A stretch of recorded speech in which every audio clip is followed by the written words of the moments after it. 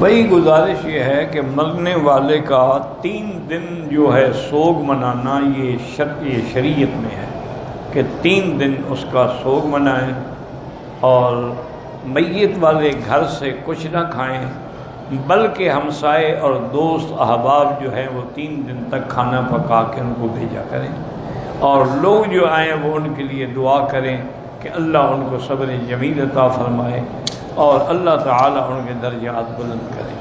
اور ہمارے یہاں یہ 3 دن کے بعد جو کلخانیاں وغیرہ کرتے یہ بدعت ہے، اس سے ہمیشہ بچیں۔ جو نماز نہیں پڑھتی عورت، ساری زندگی نہیں پڑھی، تو امام احمد ابن حنبل رحمۃ اللہ علیہ کے نزدیک تو کافر ہے۔ جنت کا کیا معنی؟ امام احمد ابن حنبل رحمۃ اللہ علیہ اور شیخ الاسلام ابن تیمیہ رحمہ اللہ اور شیخ الاسلام ابن القیم رحمہ اللہ اور امام محمد بن رجب الحنبلی رحمہ اللہ وہ فتویٰ دیتے ہیں کہ جو بندہ مرد یا عورت بالغ ہو کے بغیر عذر کے ایک نماز بھی چھوڑ دے وہ کافر ہو جاتا ہے، اور اسی بے نمازی کی حالت میں اگر وہ مر جائے تو امام صاحب نے لکھا ہے کہ لا یصلی علیہ، اس پہ جنازہ نہ پڑھو، وہ کافر ہے۔ ولا یدفن فی مقابر المسلمین، نہ اس کو مسلمانوں کے قبرستان میں دفن کرو۔ تو تم نے تو ساری زندگی نہیں پڑھی، اب اس کا کوئی علاج ہے؟ لیکن ابھی بھی موقع ہے، زندہ ہو توبہ کر لو، اللہ معاف کر دیں گے، آئندہ کے لیے پابندی کر لو۔ تو اللہ تبارک و تعالیٰ کی توبہ کے دروازے ابھی بند نہیں ہوئے۔ امام ابو حنیفہ رحمۃ اللہ علیہ فرماتے ہیں کہ تارک نماز جو ہے وہ کافر تو نہیں ہے، لیکن اس نے کام ایسا کیا ہے جو اس کو کبھی کفر تک لے جائے گا، لہذا کیا کرو، یعذر و یحبس، اس کو قید خانے میں بند کر دو جب تک توبہ نہ کرے، اور اس کو تعزیر سزا بھی دو۔ لیکن ایک امام کا تو بالکل کھلا فتویٰ ہے کہ وہ کافر ہے۔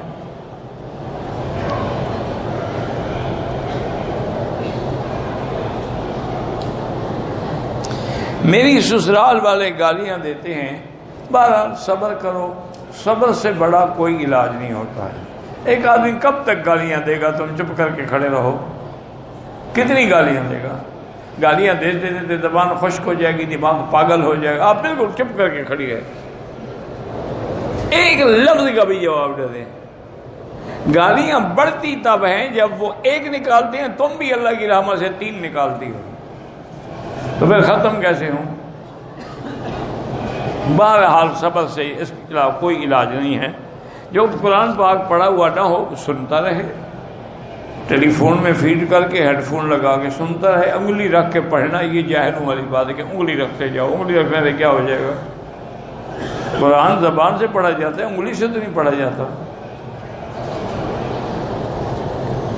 قرآن پاک کو چومنے کا حکم شریعت میں نہیں ہے، نہ کسی حدیث مبارک میں ہے کہ حضور پاک نے چوما ہو یا صحابہ نے چوما ہو۔ حیض کی حالت میں عورت قرآن نہیں پڑھ سکتی حنفی مسلک میں۔ حنابلہ کے نزدیک اگر وہ معلمہ ہے، قرآن پڑھانے والی ہے، تو وہ کہتے ہیں پڑھا سکتی ہے، لیکن حنفی کہتے ہیں کہ نہیں، جب وہ حالت حیض میں ہے یا حالت جنابت میں نہ قرآن کو ہاتھ لگائے اور نہ قرآن پڑھے۔ باقی وظائف جو ہے نا وہ پڑھ سکتی ہے، سبحان اللہ، الحمدللہ، استغفر اللہ، درود شریف، کلمہ شریف، وہ پڑھ سکتی ہے۔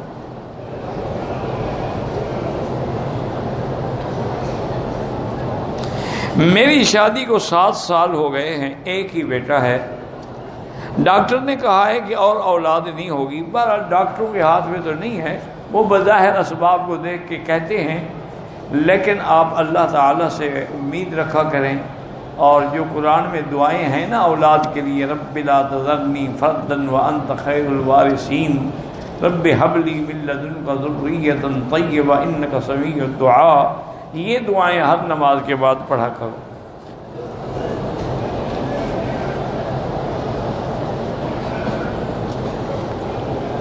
کہتے ہیں کہ ہم اپنے ملک میں مسجدوں میں عود کی لکڑی جیسے یہاں سعودی عرب میں جلاتے ہیں خوشبو کے لیے، وہاں مسجد میں جلائیں، کوئی بات نہیں، ٹھیک ہے، مسجد میں تو خوشبو ہونی چاہیے۔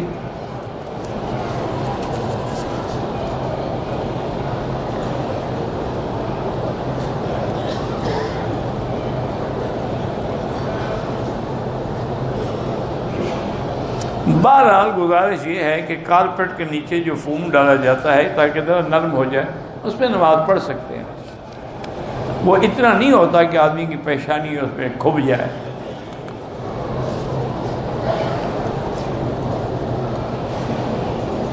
صحابہ کے اصل تو اصول یہی ہے کہ علیہ السلام پیغمبروں کے لیے ہے اور صلی اللہ علیہ وسلم میرے آقا کے لیے ہے، رضی اللہ عنہ صحابہ کے لیے ہے، اس کے بعد جو تابعین، تبع تابعین، مجتہدین، محدثین، فقہاء، اولیاء، ان کے لیے رحمت اللہ علیہ ہے۔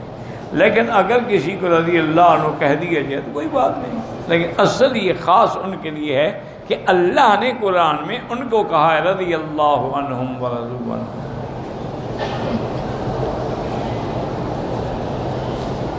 میں نے احرام کی حالت میں یہاں کے جو واش روم میں لیکوڈ صابن ہاتھ دھو لیا، کوئی بات نہیں، ویسے 1-2 ریال خیرات کر دو۔ میں نے 4 چکر طواف کے کیے تھے کہ نماز کھڑی ہو گئی، میں نماز میں مل گئی، نماز کے بعد باقی پورے کیے، ٹھیک ہے، اچھا کیا۔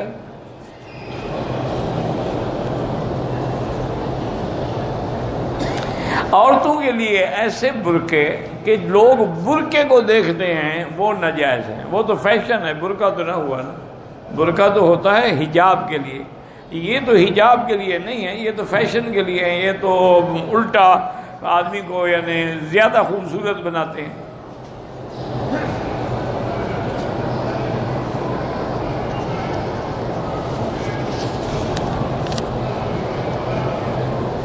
فجر اور عصر کے بعد اگر عمرہ یا طواف ختم ہو تو 2 رکعت بعد میں پڑھے۔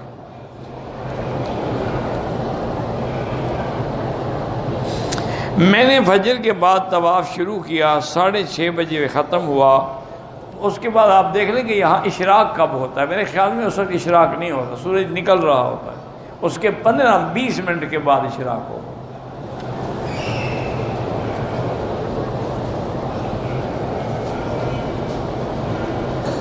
اگر پاکستانی ایجنٹ نے پیکج میں ہم سے پیسے زیادہ لیے لیکن یہاں ہمیں اچھی رہائش نہیں دی، بالکل آپ پکڑیں اس کو، اس کی شکایت کریں تاکہ ایسے لوگوں کے لائسنس کینسل ہوں۔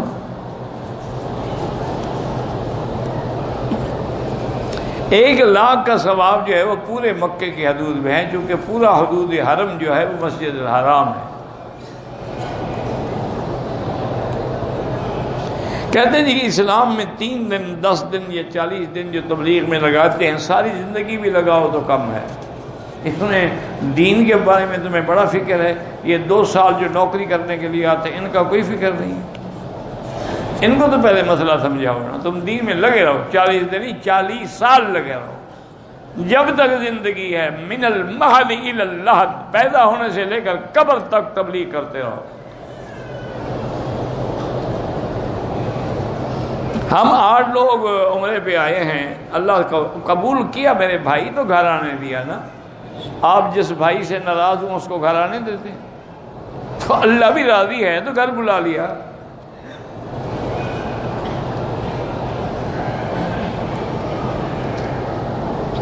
ایک آدمی نے کسی کو خیرات دی، اس نے آگے خیرات کر دی، ٹھیک ہے، کوئی بات نہیں، دونوں کو ثواب ملے گا۔ بلکہ صحیح حدیث ہے کہ الدال علی الخیر کا فاعل ہی، اگر کوئی آدمی کچھ نہ دے لیکن بھلائی کی طرف بتا دے کوئی راستہ، اس کو بھی اتنا ثواب ملتا ہے۔ ایک آدمی حضور کے پاس آیا، یا رسول اللہ میرے پاس سواری کی نہیں ہے، تو آپ نے کہا کہ اتفاق ہے کہ میرے پاس بھی سواری نہیں ہے، تو آپ نے فرمایا اچھا فلاں آدمی کے پاس جاؤ، میرا نام کہو۔ وہاں گیا تو اس نے اس کو اونٹ دے دیا، تو آپ نے فرمایا کہ ہمیں بھی اتنا ثواب ملا جتنا دینے والے کو ملا۔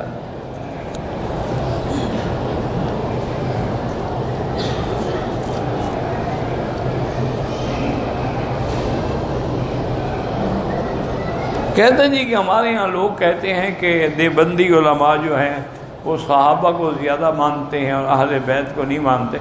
اہل بیت کو الحمدللہ نہ ماننا تو انکار ہے صحابہ ہے، پہلے تو صحابہ بھی اہل بیت ہی ہیں، اور کون ہوتے ہیں؟ الحمدللہ علماء دیوبند سب کے غلام ہیں، صحابہ کے بھی اور اہل بیت کے بھی۔ جیسے انہوں نے صحابہ کی شان میں کتابیں لکھی ہیں، اسی طرح انہوں نے حضرت علی، حضرت حسن، حضرت حسین کی شان میں بھی کتابیں لکھی۔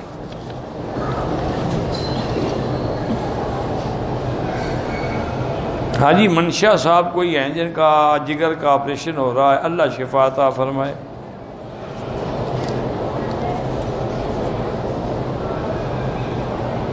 میں نے قسم اٹھائی کہ اگر یہ میری بیوی گھر میں ہے تو میں گھر میں نہیں جاؤں گا۔ تو اچھا ہے، چلو اس کو ریسٹ ہو جائے گی، کچھ دن وہ آرام کر لینا۔ اللہ کے بندے، یہ بھی کوئی قسم ہے کہ میں گھر نہیں جاؤں گا؟ قسم توڑ دو، 10 مسکینوں کو کھانا کھلاؤ اور گھر جاؤ۔ داڑھی پہ کالی مہندی نہ لگائیں، باقی جو رنگ مرضی ہے لگا دیں۔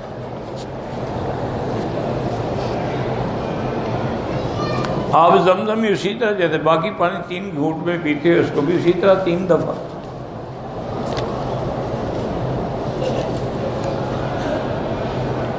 اگر کوئی آدمی ہندوستان زمزم لے جائے، اس میں اور پانی ملائے، بالکل نہیں، اس کو 2 نمبر نہ بناؤ، جتنا ہو خالص دو۔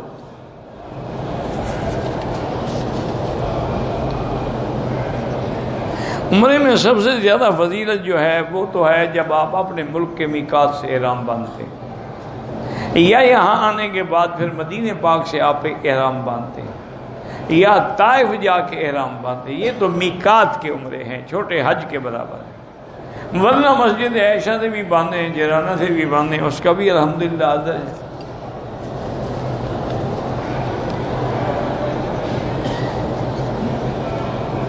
کہتے جی کہ ہمارے انڈیا میں مسلمانوں کے حالات میں، بھئی ہم رات دن پڑھتے ہیں، دعائیں بھی کرتے ہیں، باقی اللہ کی طرف سے امتحان ہے۔ اب یہ تو نہیں ہو سکتا میں کہوں کہ سارے مسلمان ہی نعوذ باللہ غلط ہو گئے۔ غلط چلو ہم چند ہوں گے، سارے تو غلط نہیں ہوں گے نا۔ یہ اللہ کی طرف سے امتحان ہے۔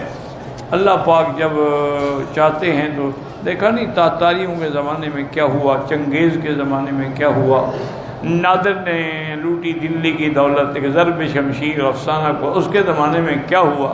یہ اللہ کی قدرت ہے۔ دعا کریں اللہ مسلمانوں کی حفاظت فرمائے، اور جو ظالم کافر مسلمانوں پہ ظلم کی چکی چلا رہے ہیں، اللہ ان کے ہاتھ اپنی قدرت سے توڑ دیں۔ نماز کے دوران میں وسوسے آتے ہیں، پہلا علاج تو یہ ہے کہ جب معاف ہے تو فکر کیوں کرتے ہو، اللہ نے معاف کر دی، بات ختم ہو گئی۔ دوسرا علاج یہ ہے کہ جب نماز پڑھو نا اللہ اکبر تو غور کرو کہ میں نے کیا کہا ہے، اس کے بعد سبحانک اللہم وبحمدک وتبارک اسمک وتعالی، ایک ایک لفظ پہ غور کرو۔ یہ چند دن کرو گے نہ وسوسے ختم ہو جائیں۔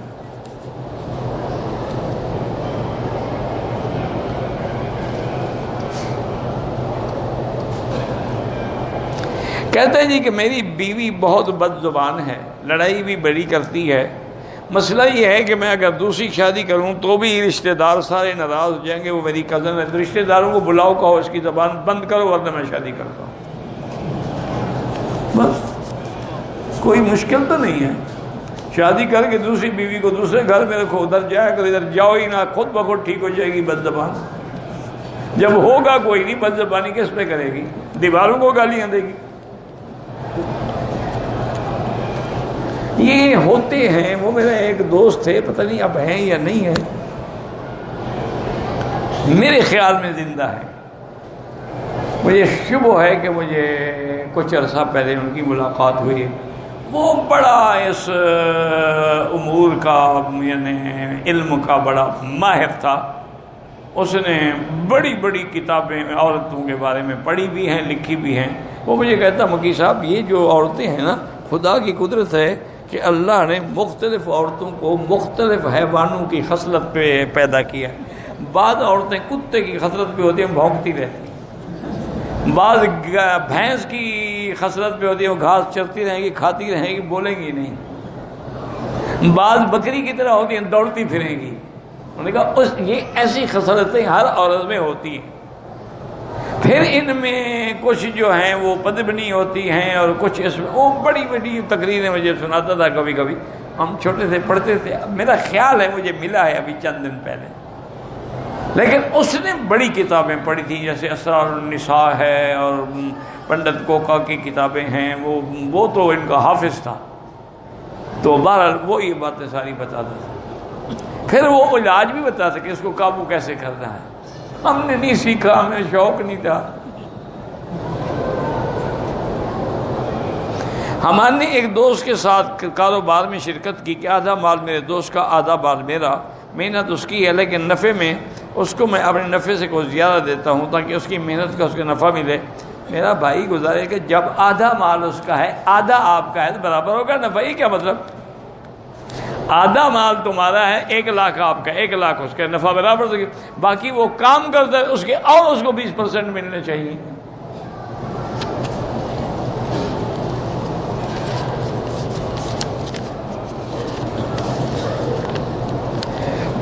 احرام باندھا، نیت کرنے سے پہلے عطر لگایا، کوئی حرج نہیں۔ نیت کے بعد صابن سے چہرہ دھویا، دم کوئی نہیں ہے لیکن 2-4 ریال خیرات کر دو۔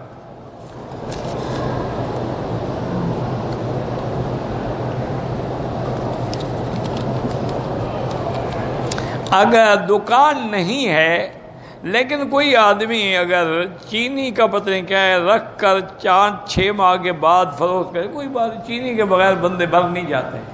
ان چیزوں کو سٹاک نہ کیا جائے جن کے کھانے کی ضرورت ہوتی ہے، جیسے گندم ہے، آٹا ہے، چاول ہے۔ لیکن جو چینی بھی نہیں ہے اگر نہ ملے تو کیا ہے، جب چینی بنی نہیں تھی لوگ زندہ نہیں رہتے، بلکہ اللہ کی رحمت سے شوگر بھی نہیں ہوتی تھی۔ جب سے یہ چینی بنی ہے نا، چونکہ یہ سفید چینی جو ہے یہ تو زہر ہے، ڈاکٹر کہتے ہیں یہ زہر ہے، اس میں کیمیکل ہے۔ اب بھی یعنی جو بڑے بڑے ڈاکٹر وہ کہتے ہیں گڑ کھاؤ تو تمہیں شوگر نہیں ہوگا، اسی لیے وہ براؤن شوگر۔ اب آپ بڑے بڑے ہوٹلوں پہ جائیں نا، وہ چائے کے ساتھ وہ شکر لاتے ہیں۔ علم میں ترقی کے لیے کیا کرے، پڑھتا رہے اور اللہ سے مانگتا رہے رب زدنی علما۔ خاص ساتھی کو تحفہ کیا دینا چاہیے؟ جتنے پیسے ہوں، یہ تمہاری جیب پر ہے، ورنہ زمزم لے جاؤ، مدینے کی کھجور لے جاؤ۔ بعض آدمیوں کو زنا کی عادت ہے، اللہ ان کو بچائے۔ زنا ایک ایسی بیماری ہے کہ یخرج البنا، آدمی کی جڑ اکھاڑ دیتی ہے۔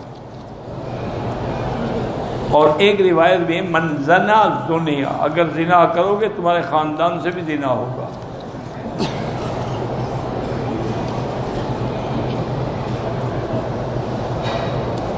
اگر قاری صاحب قرآن پڑھا رہے ہیں، سجدہ آ گیا، افضل یہی ہے اسی وقت کر لیں، لیکن اگر اس وقت نہ کرے تو بعد میں بھی کر سکتے۔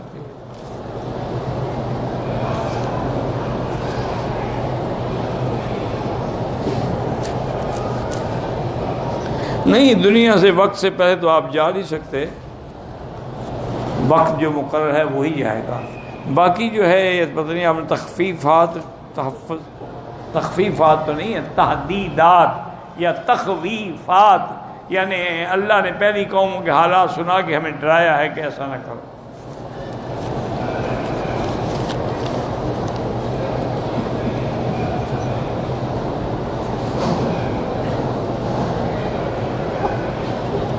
کہتے جی پاکستان میں جو ٹی وی چینل پہ ڈرامے بنتے ہیں اس میں وہ میاں بیوی کو دکھاتے ہیں، بہرحال اس میں نکاح بھی ہوتا ہے، طلاق میں نکاح ہوتا ہے، پکا ہو جاتا ہے، مذاق مذاق میں بھی نکاح ہو جاتا ہے، طلاق بھی ہو جاتی ہے۔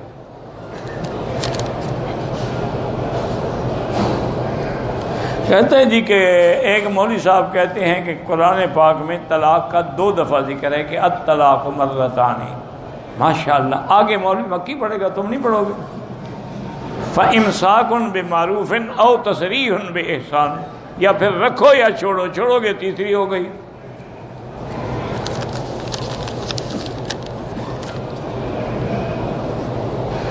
ہفتے میں افضل دن جمعہ کا ہے۔ حجر اسود کو بوسہ دیں لیکن مسلمانوں کو ایذا بھی نہ پہنچائیں۔ سب سے افضل صدقہ یہ ہے کہ جس علاقے میں پانی نہ ہو وہاں کنویں بنوائیں، نل لگوائیں۔ حضرت امیر معاویہ کی قبر مبارک دمشق میں ہے۔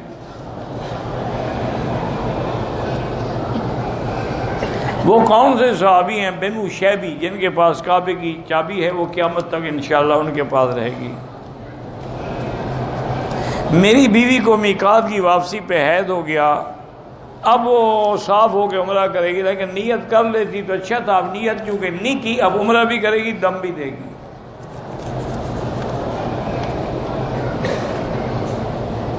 اگر میاں بیوی رات کو یعنی ہم بستری کریں، دوبارہ خواہش ہو، غسل ضروری ہے؟ کوئی ضروری نہیں، افضل ہے، ضروری نہیں ہے۔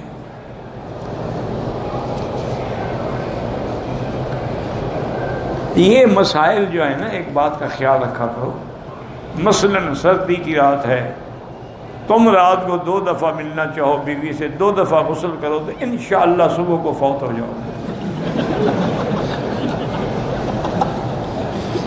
یہ پہلے لوگ تھے، ایمان تھا، قوت تھی، طاقت تھی، کبھی حرام نہیں کیا، کبھی زنا نہیں کیا، ماں کے دودھ کو محفوظ رکھا، ان میں قوت برداشت تھی، وہ کر سکتے تھے۔ آج کل کے ڈالڈے کے پلے ہوئے تھے، انشاءاللہ دوسرے غسل پہ فوت ہو جائیں گے۔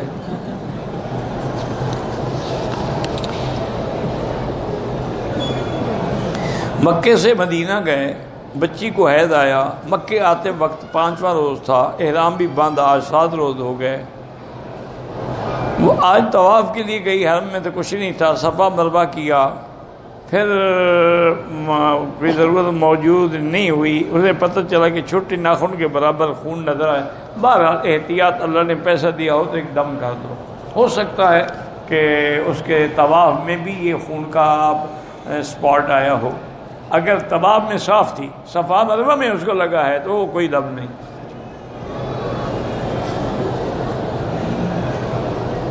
میری بیٹی ہے، اس کا نام منابیہ ہے، اس کو سانس کا مسئلہ ہے، اللہ شفا عطا فرمائے۔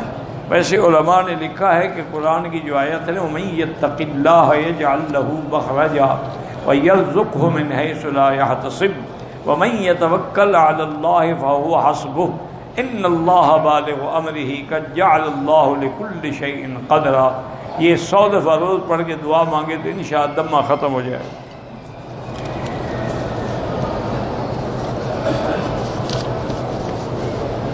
میری والدہ بیمار ہیں، اللہ ہر بیمار کو شفا دے۔ روضہ رسول پر ادب کے ساتھ جائیں، درود شریف پڑھتے رہیں۔ میرے والد صلاح الدین صاحب جو ہے، اللہ ان کے حاجات پورے فرمائے۔ پاکستان سے آیا ہوں، قضا نمازیں ادا کر، تو بالکل اچھی بات ہے، سب سے پہلے توبہ کرو، پھر قضا بھی پڑھتے رہو۔ اب قضا کا معنی یہ نہیں کہ ایک نماز پڑھو تو 1 لاکھ ادا ہو گئی، 1 لاکھ نماز کا ثواب ملتا ہے، عدد نہیں پورا ہو جاتا۔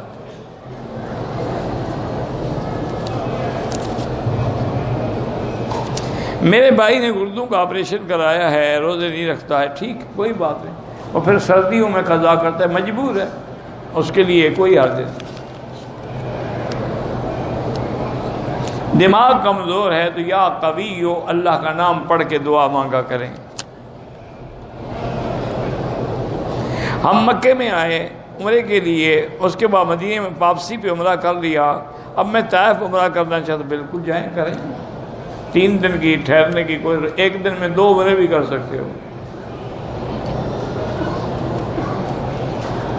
میں نماز میں جب رکوع میں جاتا ہوں مجھے یاد نہیں رہتا کہ میں نے کون سی سورت پڑھی تھی، جو بھی پڑھتے رہو، بس تم نماز پڑھتے رہو، یاد رہے نہ رہے۔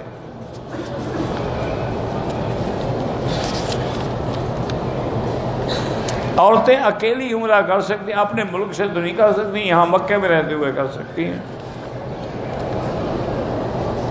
احرام کی حالت میں عورت کو حیض آ جائے، وہ بیٹھی رہے اپنے کمرے میں، ہوٹل میں، جب پاک ہو جائے غسل کر کے عمرہ پورا کرے، اس پر کوئی دم نہیں، کوئی جرمانہ نہیں۔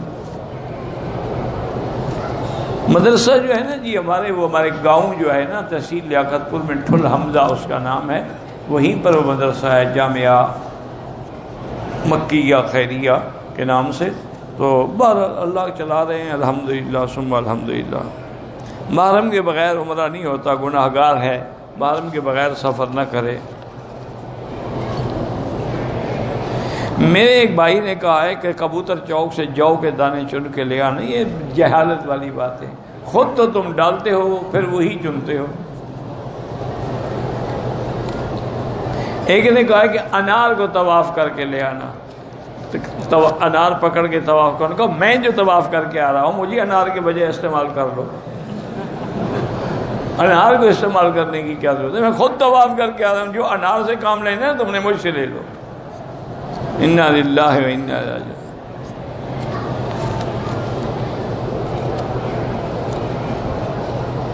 ایک مسجد میں نماز پڑھنے والوں کی بڑی تعداد ہے، آخری صفوں میں نماز پڑھنے والے کو امام نظر نہیں آتا، امام نے جلسے میں کچھ بلند آواز سے دعا پڑھی کہ سجدے کی تکبیر کہی گئی ہے، بہرحال انہوں نے پھر سجدہ کر لیا، نماز ہو گئی۔ دادے ابی کی طبیعت خراب، اللہ شفا عطا فرمائے۔ میرے بھی ایک تعلق والے لوگ تھے، میاں الطاف صاحب برخورداریہ کراچی سے، ان کی اہلیہ فوت ہو گئیں، اللہ مغفرت فرمائے، اللہ ان کے درجات بلند کرے۔ بڑی صالح اور بڑی سخی عورت تھیں۔ میرے پڑوسی جو ہیں حسد کرتے ہیں، جھوٹے الزام لگاتے ہیں، آپ استغفار پڑھا کریں، توبہ کیا کریں، لا حول پڑھا کریں، وہ جتنا ظلم کریں اتنا تم احسان کرو، احسان سے ہی بندہ مرتا ہے، طاقت سے نہیں مرتا۔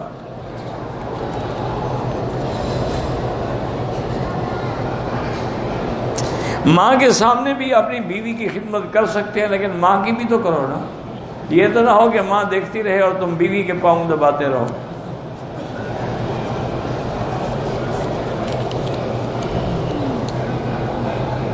رکوع کی حالت میں اگر پیشاب کا خطرہ محسوس ہو، محسوس ہونے سے کچھ نہیں ہوتا، اگر قطرہ گرتا ہے تو اس کا علاج ہے کہ ہر نماز کے لیے نیا وضو کرو۔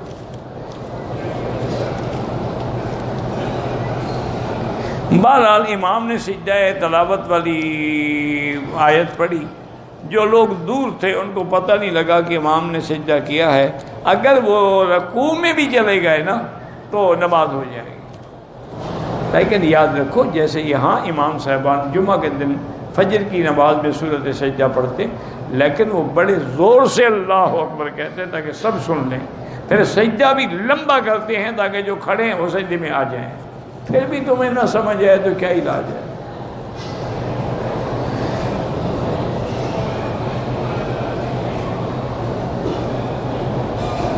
بہرحال اگر پرس ساتھ لے جاتے ہیں اس میں قرآنی آیات ہے، وہ نہ لے جایا کریں، کسی دوسرے کو دے دیا کریں۔ جہاز میں جب نماز کا ٹائم ہو جائے تو کدھر رخ کریں؟ قبلے کی طرف۔ ان سے پوچھ لیں، وہ بتا دیں گے کمپس دیکھ کے کہ کعبہ اس طرف ہے۔ آج کل کون سا مشکل مسئلہ ہے؟ نبی ولی کے وسیلے سے دعا نہیں، دعا میں حکم ہے کہ سیدھا اللہ سے مانگو۔ طواف کے بعد 2 رکعت واجب ہیں، بہرحال اگر مقام ابراہیم میں پڑھیں افضل ہے، ورنہ پورے حرم میں کہیں بھی پڑھ سکتے ہیں۔ عورت نقاب میں بھی بہتر یہی ہے کہ نقاب نماز میں نہ استعمال کرے۔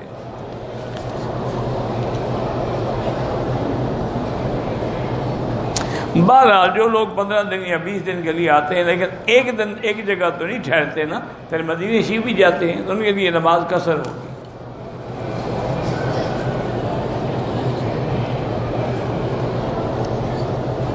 اگر کسی نے سفر کی حالت میں امام شافعی کے مسلک پر نماز عصر کی پڑھ لی، کوئی بات نہیں، وہ بھی امام برحق ہیں، اللہ قبول فرمائے۔ عمرے کے بعد بال کٹائیں اور اس کے بعد دفن کر دیں، بہرحال دفن کر سکتے ہیں تو اچھی بات ہے، ورنہ یہ جو کوڑے کی بالٹیاں ہیں ان میں بھی ڈال سکتے ہیں، وہ لے کے باہر پھینکتے ہیں۔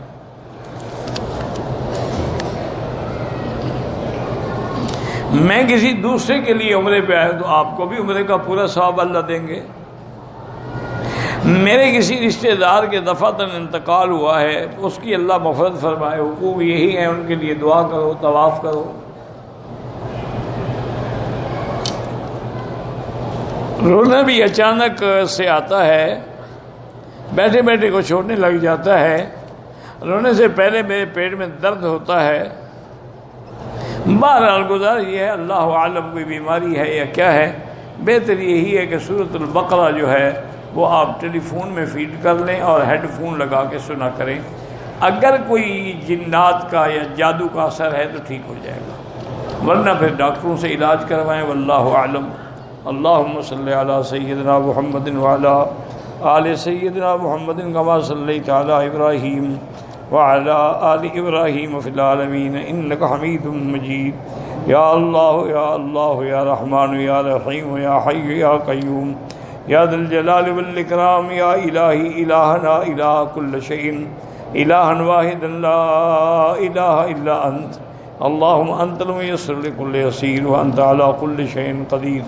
یا لطیف الطف بنا فی تیسیر کل یسیر فإن تیسیر کل عسیر علیک یسیر۔ اللہم یسر امورنا و امور اولادنا، اللہم یسر امورنا و امور بناتنا، اللہم یسر امورنا و امور اخواننا و اخواتنا، اللہم یسر امورنا و امور من اوصانا واستوصانا، اللہم یسر امورنا وعن راحت قلوبنا و ابداننا والسلامت والعافیت فی دیننا و دنیانا، اللہم لا تجعل مصیبتنا فی دیننا ولا تجعل الدنیا اکبر ہمنا ولا مبلغ علمنا ولا إلى النار مسیرنا واجعل الجنة هي دارنا وقرارنا۔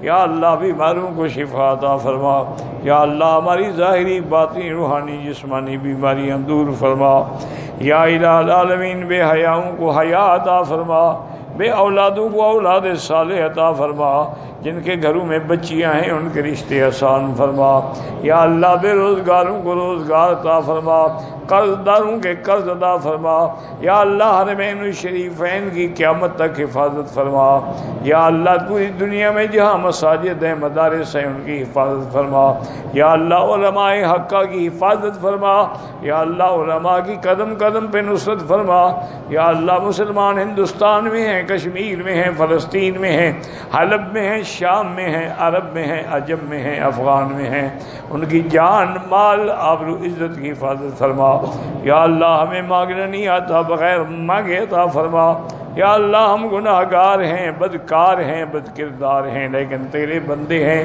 تیری مخلوق ہیں، تو رحم کا فیصلہ فرما، یا ارحم الراحمین، یا ارحم الراحمین، یا ارحم الراحمین، یا اکرم الاکرمین، یا اجود الاجودین، رب اغفر وارحم وانت خیر الراحمین، نجنا واہلنا من الکرب العظیم، وصلی اللہ تعالی علی خیر خلقہ سیدنا محمد وعلی آلہ واصحابہ اجمعین، اللہم صلی علی سیدنا محمد وبارک وسلم۔